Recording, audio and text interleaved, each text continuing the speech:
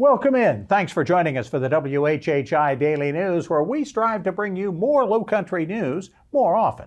I'm Bob Stevens. Beaufort County schools should all have their own district-paid school resource officers by the start of the fall school year. Sheriff P.J. Tanner has approved the creation of a new Class 3 SRO officer that won't have any jurisdiction off campus, but will still have the same essential training as the current Class 1 officers, and without having to go through the more lengthy programs needed outside of school settings. So, the new Class 3 officers can begin a 10-week training program by the end of the month. They'll have similar schedules to teachers once the fall starts. Starting salaries would be about $45,000 a year. Currently, 16 of the school district's 19 elementary schools rely on private security services. Beaufort County School Book Review Committees have voted to restrict access to 7 more books that they've been examining over the last couple of weeks, but they're not banning any of them. 53 of the nearly 100 books to be reviewed now have been. Still, only 3 have been taken off the shelves for good. 44 books still have to be reviewed. That process is going to continue through the summer. There are more problems for convicted murderer Alec Murdaugh.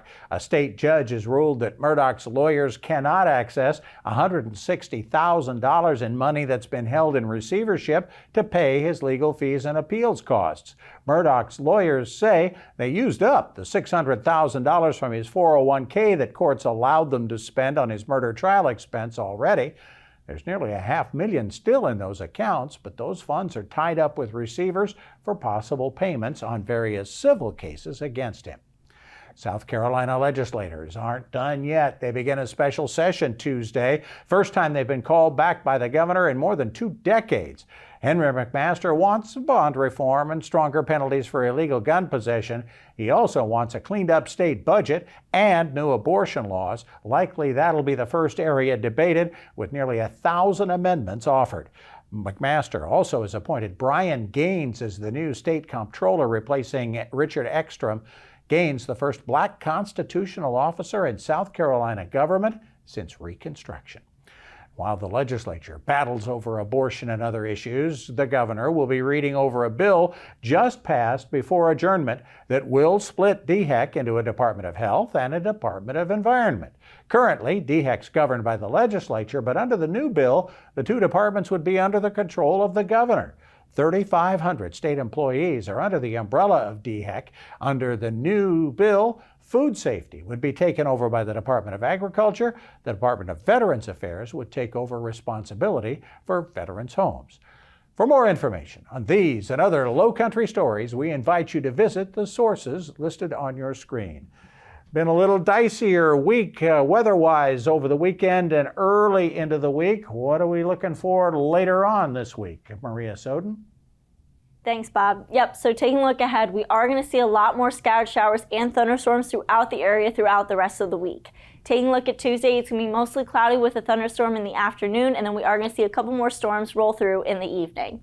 Hilton is going to have a high of 82, low 69. Bluffton's going to have a high of 86, a low 67. And Beaufort's going to have a high of 85 and a low 67. The sunrise for Tuesday is going to be at 6:24 and sunset's going to be at 8:14. Taking a look at the beach tides, high tide's going to be at 7:26 a.m. and low tide's going to be at 2:26 p.m. Taking a look into the rest of the week, Wednesday it's going to be cloudy with scattered thunderstorms throughout the afternoon and into the evening. Highs are going to be in the upper 80s, lows in the 70s. Come Thursday, it's going to be cloudy, windy, and cooler with scattered showers and thunderstorms throughout the day and again into the evening with highs in the 70s and lows in the 60s. And then come Friday, it's going to be cloudy with scattered showers throughout the afternoon, but should be clearing up by the evening. Highs are going to be in the 70s, lows in the 60s. That's it for today. Let's head back to the desk. Coming up on the WHHI Daily News, we're going to go yacht hopping. But up next, Hilton head football coach B.J. Payne. It is football season on the island this week. Wait till you hear from him. We'll be back in a moment.